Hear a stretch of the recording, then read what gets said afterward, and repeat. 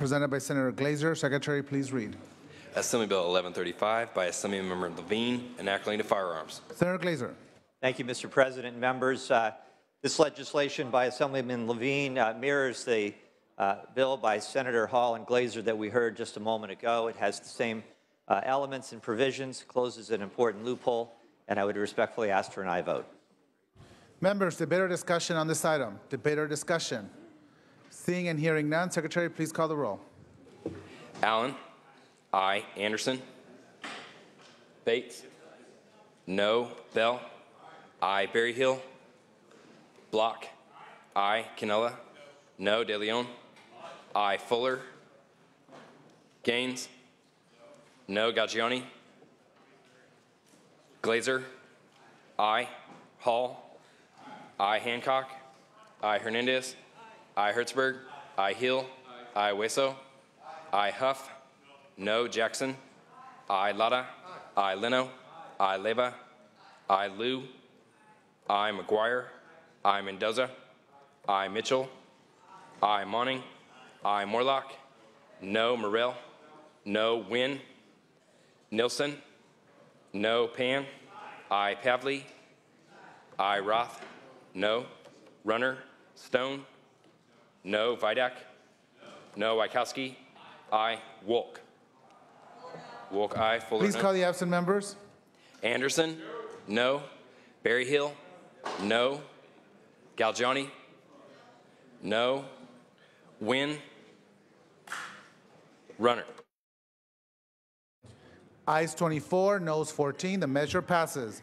Moving to file item 87, members, AB 1115, presented by Senator Pan. Secretary, please read. Assembly Bill 1511 by Assemblymember Santiago, enacting to firearms. Senator Pan. Thank you, Mr. President. Members, AB 1511 limits the loan of firearms to a spouse or registered domestic partner, a parent, child, sibling, grandparent, or grandchild. Hopefully there's general agreement we should try to keep guns out of the hands of people who should not have them. However, currently there's a loophole in the California's background check law that provides an easy avenue for people who are prohibited from having guns to get them from someone they know without a background check. Specifically, this loophole allows anyone to borrow a gun from an acquaintance for up to 30 days without a background check. AB 1511 will fix this loophole and help keep guns out of the hands of dangerous people. The bill retains the exception for loans to close family members who are best positioned to know if a relative receiving the firearm has a background or circumstance that prohibits gun possession. I respectfully ask for an aye vote. Members, debate or discussion on this item? Senator Nielsen. A point here, Mr. President, ladies and gentlemen of the Senate. State sheriffs oppose this because they opine correctly it's going to cause a nuisance to them to be policing this provision of a loaning. Is this going to save lives, the loaning provision? I think not. Our law enforcement are already overwhelmed by the deluge of criminals the legislature has thrown upon them with realignment, and even the people with such things as Proposition 47. They can't even keep up with the dangerous felons that we have placed in their community. Are they now then going to be able to police the loaning and the criminalizing of the loaning of guns? This is almost taking it to the level of absurdity. We cannot continue to put that kind of burden on our local law enforcement.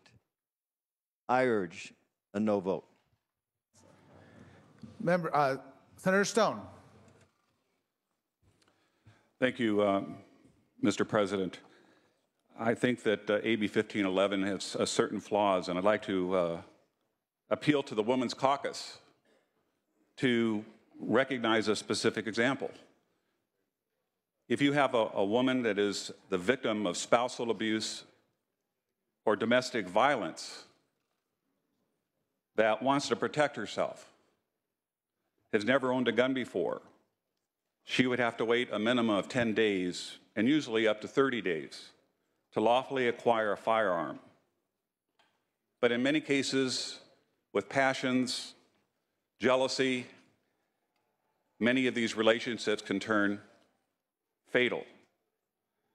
If a friend wants to loan this woman a gun to protect herself against a violent perpetrator who may have a temporary restraining order against him or her, many times those TROs are not followed.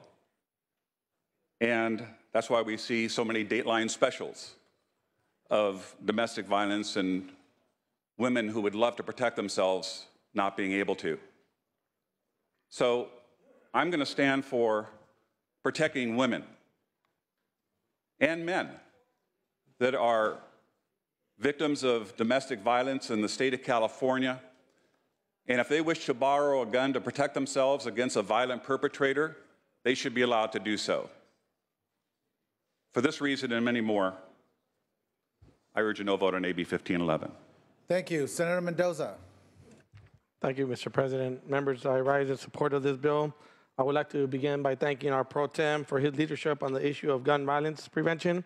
I would also thank Assemblymember Santiago for working with my office in resolving some conflicts with my bill, ASB 1332.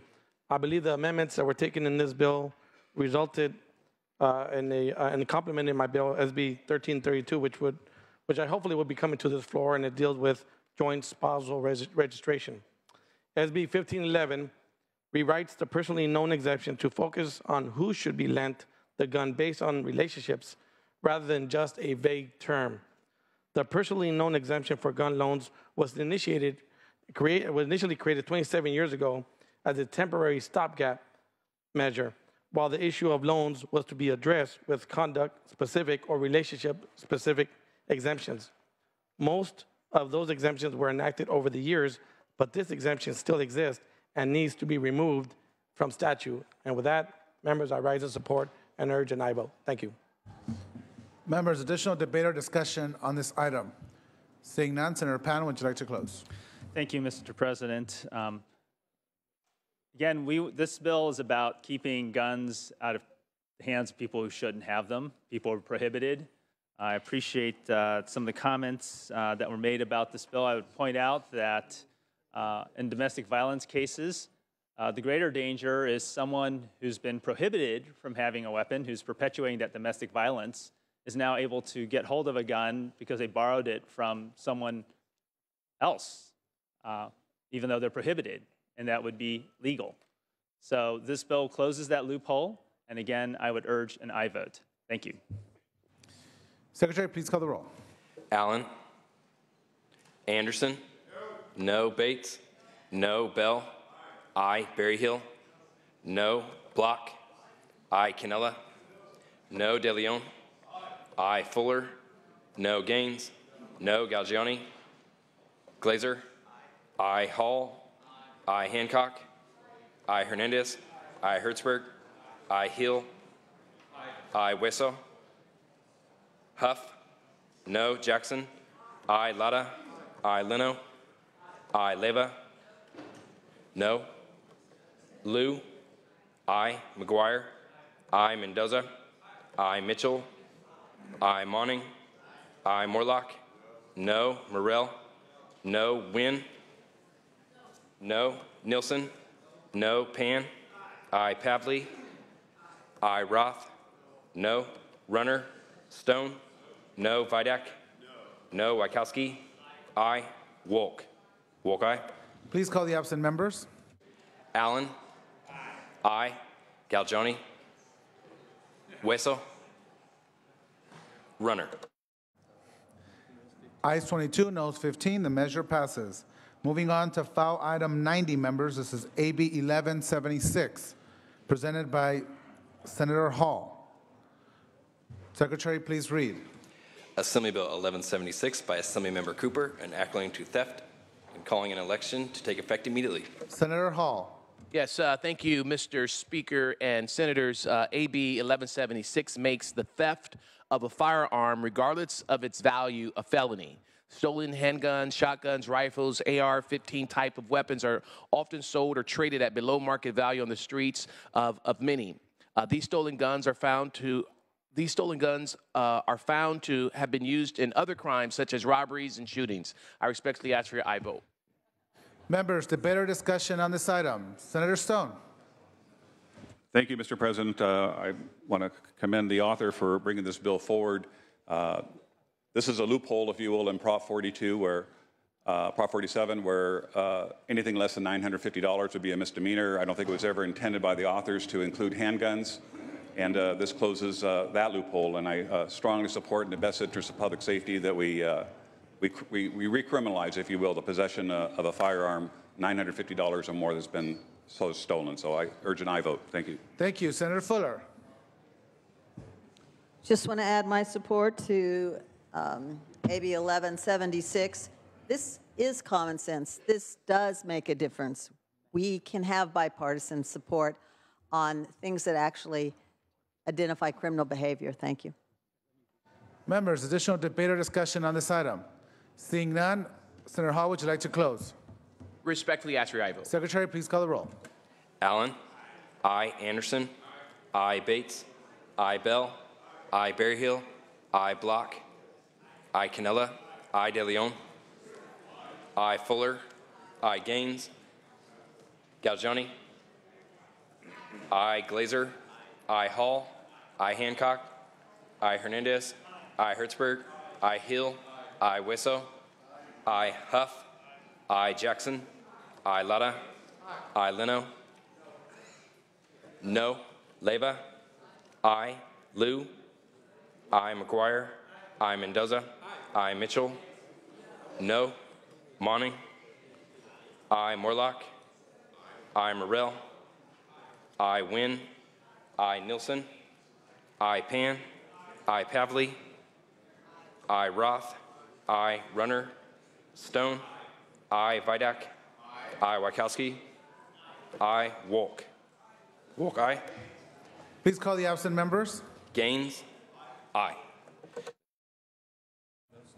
Ayes 37, noes 2. The measure passes. Moving on to foul item 48, members, SB 1446.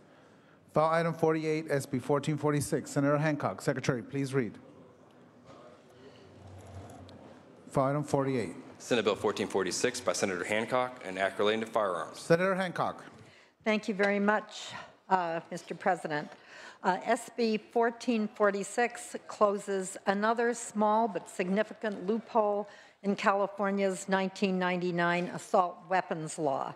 That law prohibited the possession of assault weapons in California. Part of that legislation prohibited the importation, manufacture, and sale of large-capacity ammunition magazines, magazines of more than 10 rounds. Members, that means it is not legal to bring into the state, assemble in the state, or sell in the state a high-capacity magazine. However, the possession of such magazines was not prohibited, and for that reason, law enforcement tells us it is a very difficult law to enforce. This legislation closes that loophole. These mega magazines are not designed for hunting or target shooting. They are designed as military weapons for military combat with the purpose of shooting and killing as many people as possible in as short a period of time as possible. For that reason, virtually every one of the high-profile and deadliest shootings that have been carried out have used high-capacity magazines.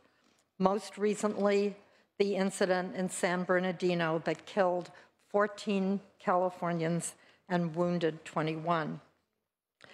This bill allows the magazines to be sold out of the state of California or relinquished to law enforcement or destroyed.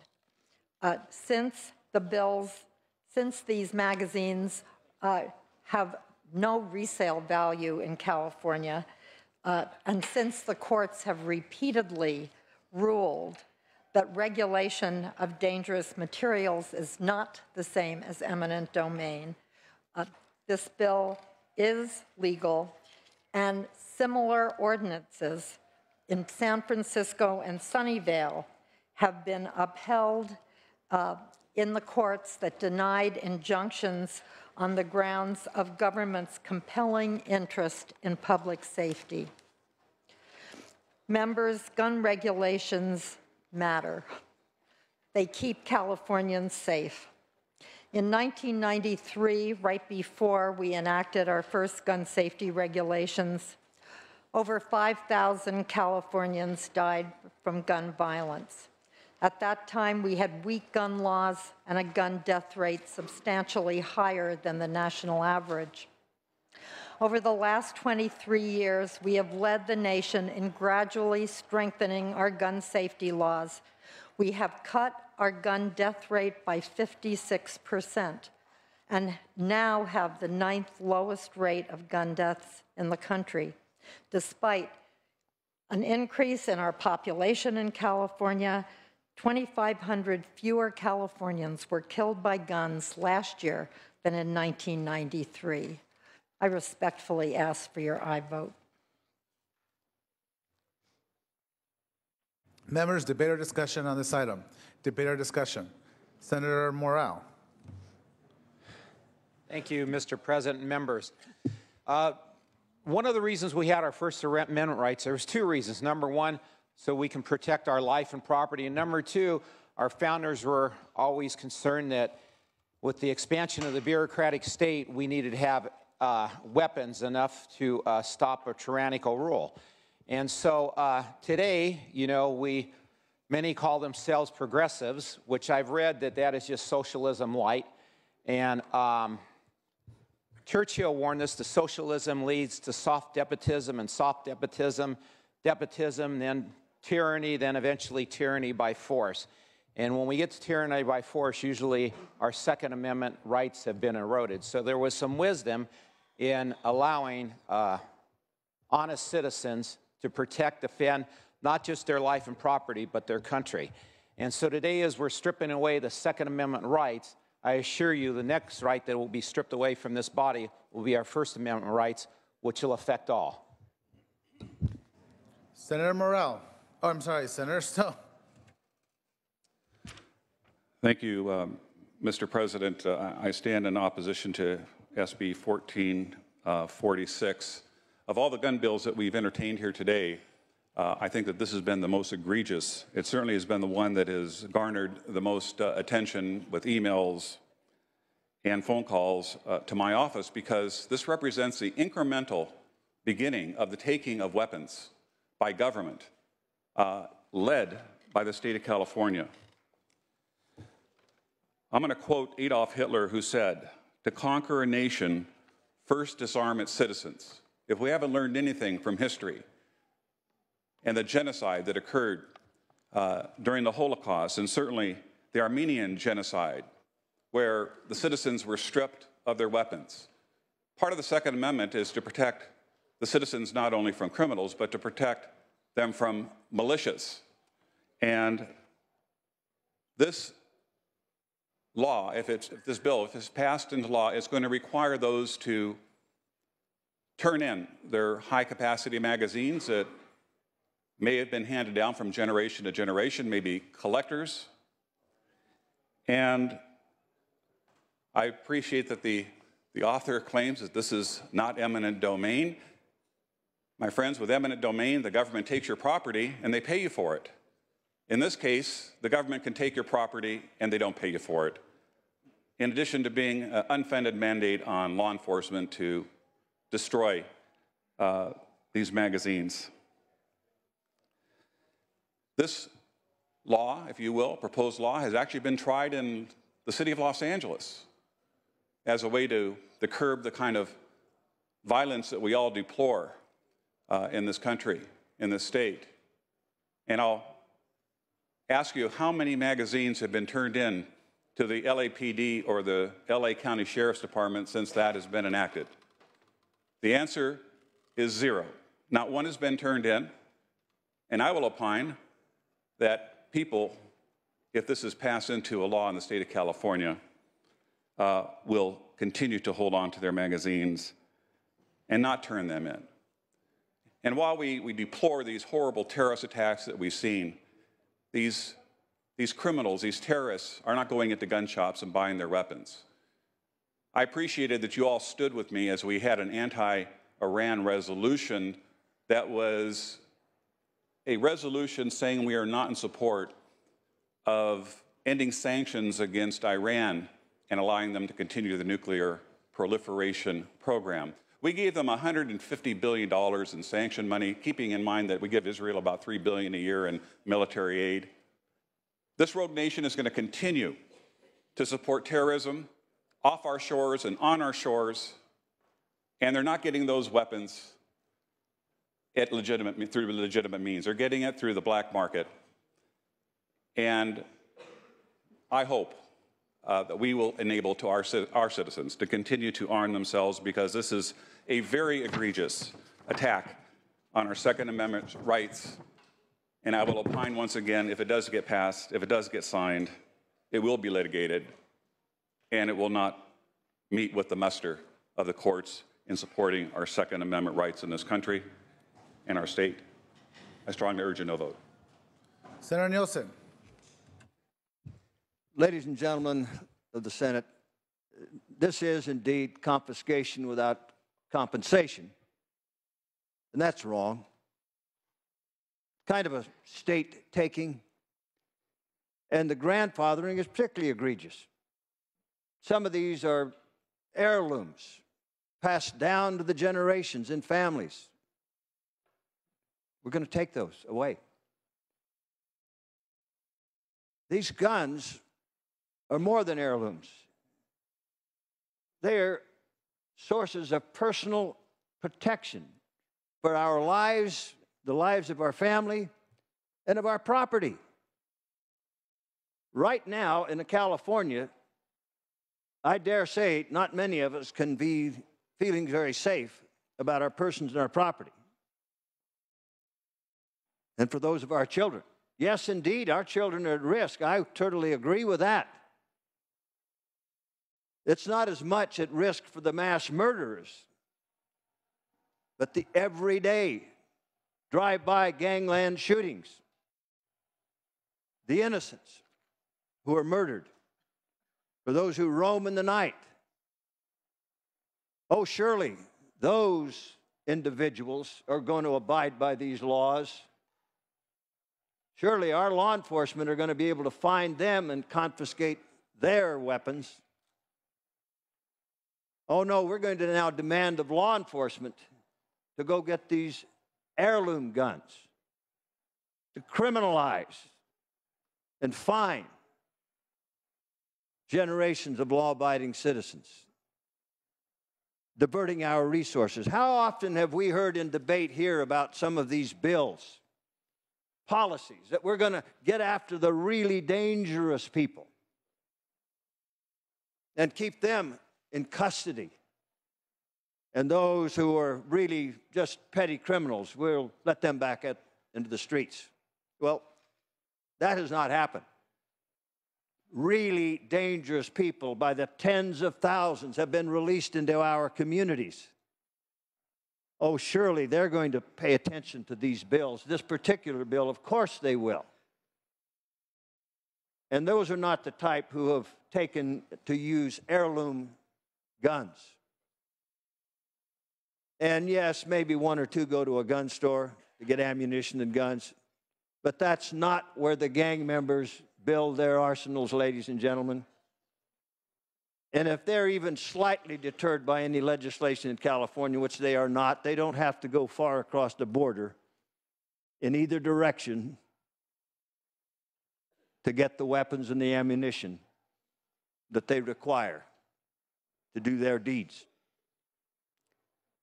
We need to ensure keeping faith with private property, but that's the least of our concern. Our concern also ought to be the Second Amendment and the rights of our citizens to protect ourselves and not to be disarmed in the time of great personal peril.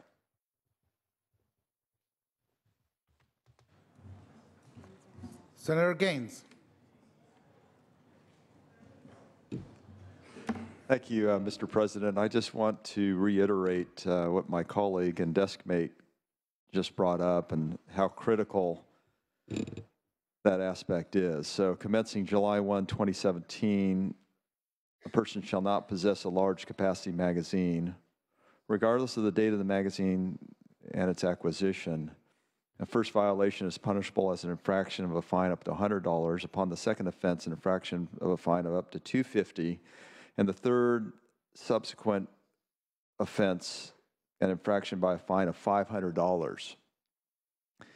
Requires any person who, prior to July 1, 2014, legally possesses a large capacity magazine to dispose of that magazine by any of the following means: remove the large capacity magazine from the state, sell the large capacity magazine to a licensed firearms dealer, destroy the large capacity magazine, or surrender the large capacity magazine to a law enforcement agency for destruction. That is a taking of an individual's property, and that was property that was acquired legally. I think you've got a huge constitutional issue here that will be challenged in the courts, and hopefully the right decision will be made by the judge. I urge a no vote. Senator Leno.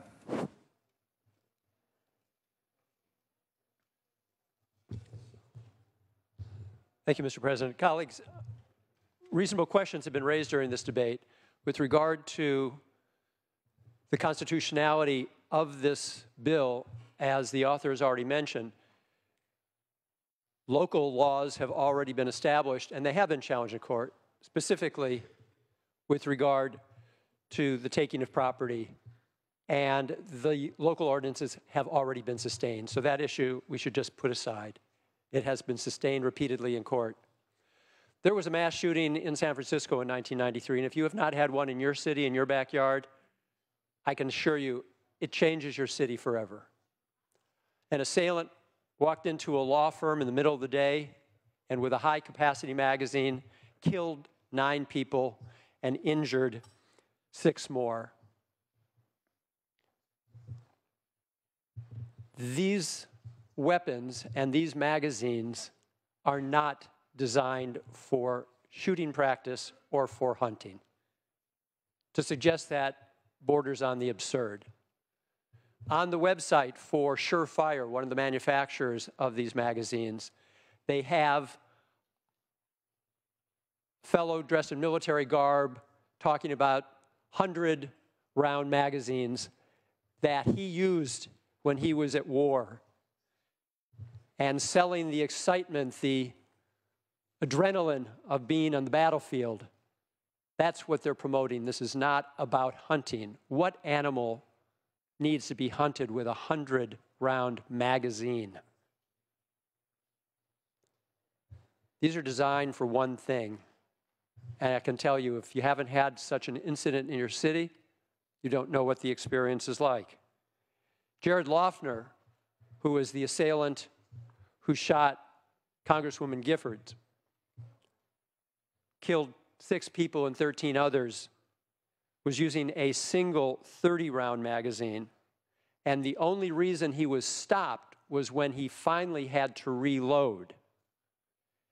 If he had had a 10-round rather than 30-round, how many lives would have been saved?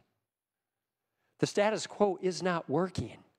If you've got other ideas how to save these lives, please bring them forward. But this is a minor infringement. Who must have possession of such magazines to have a full and healthy and happy life? If we craft public policy that has such a minor infringement on anyone's not constitutional right, but legal right, in exchange to save the lives of innocent people, is that not a fair exchange for the common good? I would ask you to please join the American Academy of Pediatrics, the California Academy of Family Physicians, the California Chapter of Emergency Physicians. These are people who devote their entire lives to keep our children and our families healthy and alive. They support this bill. The right of the people to keep and bear arms never envisioned such deathly vicious machines. I would ask for your vote on this very reasonable piece of legislation. Senator Morlock.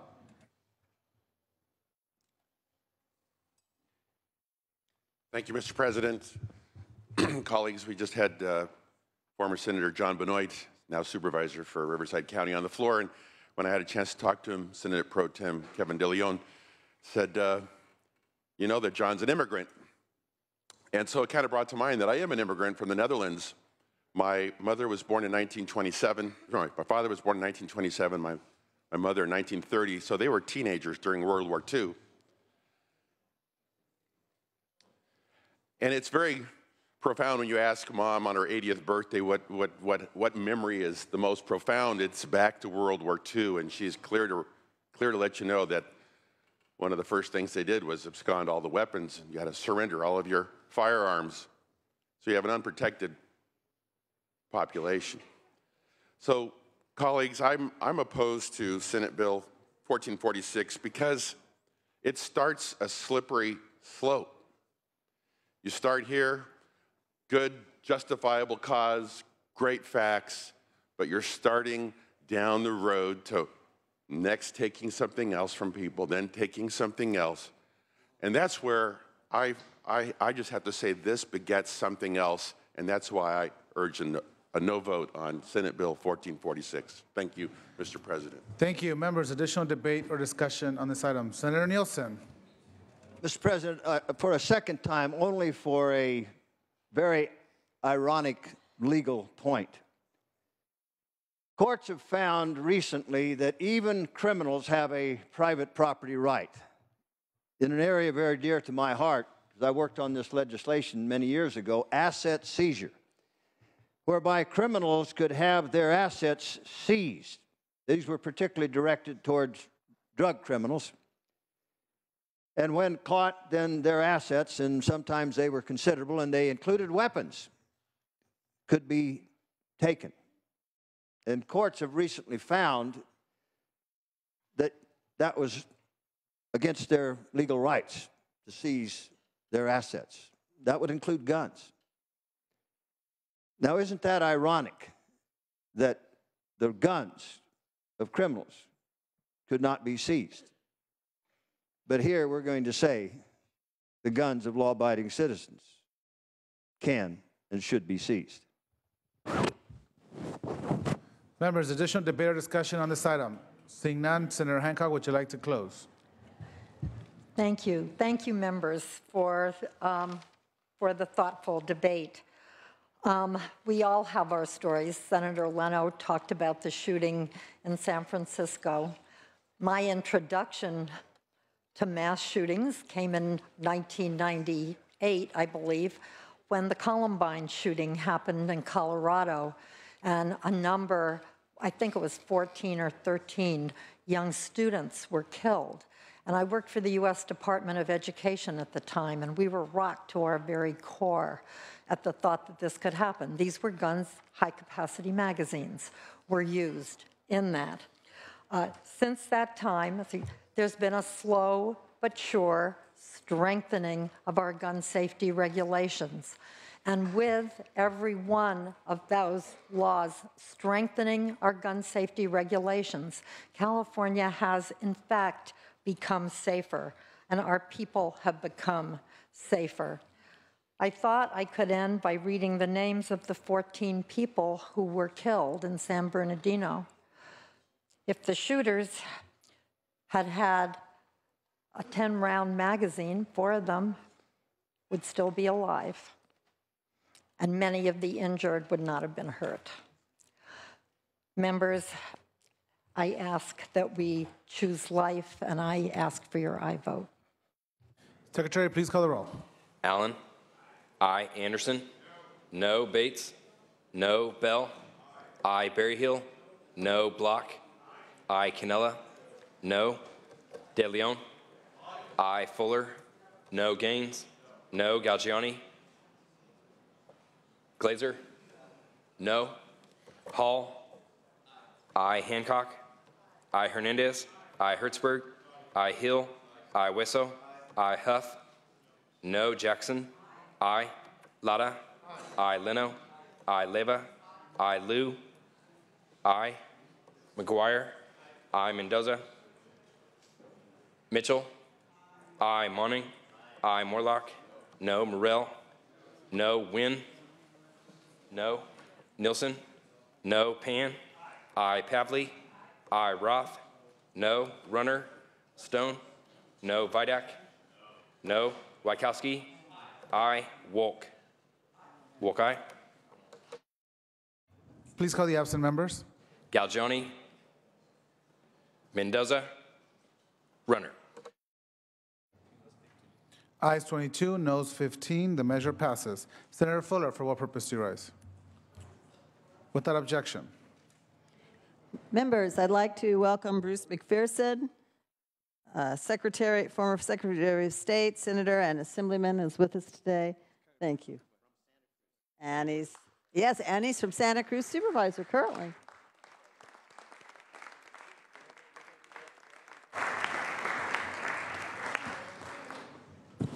Senator McPherson, welcome home.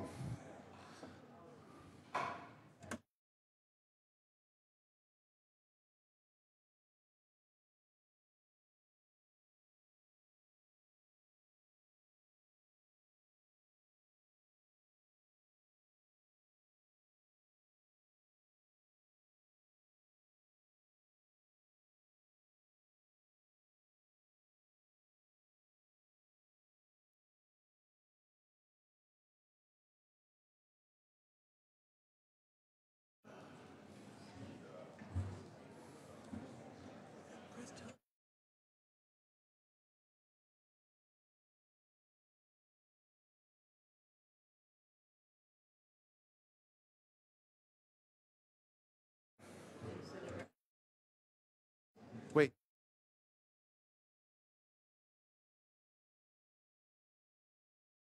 Yes. Senator Allen, for what purpose do you rise? Purpose of introduction. Sure. Thank you, Senator. I just wanted to point out that joining us today in the back of the chamber is Dr. Irving Leibovitz, who is very active with the dentists. He's also, of course, chairman of Agudat Israel of California. And Agudat Israel has been advocating for the Jewish community for over 30 years on issues of religious freedom and education and healthcare. And I just wanted to welcome an excellent gentleman from Los Angeles who's here in the back of the chamber, Dr. Irving Leibovitz. Welcome to the California State Senate. Senator Nielsen. And ladies and gentlemen, Senate, we have a Roseville High School advanced placement class here in the gallery visiting today, if we might recognize them as well. Thank you. They're up in the gallery. Thank you. Welcome to the California State Senate.